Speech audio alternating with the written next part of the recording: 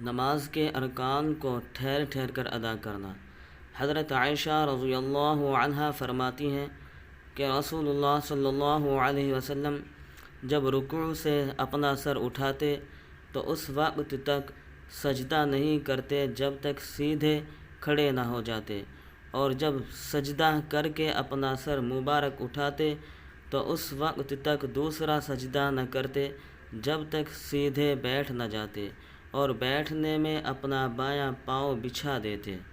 تکبیر کہتے ہوئے سجدے سے اٹھے تو بایاں پاؤں بچھا کر اس پر بیٹھے اور دایاں پاؤں کھڑا رکھے۔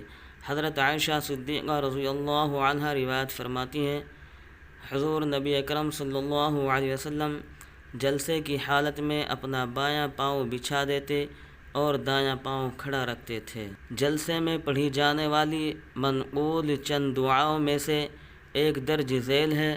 حضرت ابن عباس رضی اللہ عنہ سے روایت ہے کہ حضور نبی اکرم صلی اللہ علیہ وسلم دونوں سجدوں کے درمیان کہا کرتے تھے، اللہم اغفر لی وارحمنی وعافنی واہدنی وارزقنی، اے اللہ مجھے بخش دے، مجھ پر رحم فرما، مجھے عافیت دے، مجھے ہدایت پر قائم رکھ اور مجھے روزی عطا فرما۔ ہمیں بھی اپنی انفرادی نمازوں میں ان دعاؤں کو پڑھنے کے معمول بنانا چاہیے تاکہ اتباع رسول صلی اللہ علیہ وسلم سے ہمارے قلب باطن میں نور پیدا ہو۔ رفاعہ بن رافع رضی اللہ عنہ سے روایت ہے، وہ کہتے ہیں، ایک دن ہم نبی کریم صلی اللہ علیہ وسلم کی ابتدا میں نماز پڑھ رہے تھے۔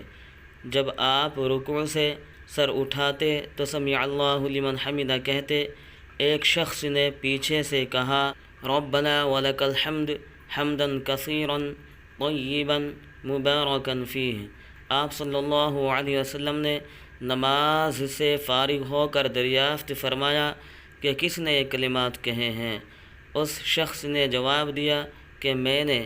اس پر آپ صلی اللہ علیہ وسلم نے فرمایا کہ میں نے 30 سے زیادہ فرشتوں کو دیکھا کہ ان کلمات کو لکھنے میں وہ ایک دوسرے پر سبقت لے جانا چاہتے ہیں۔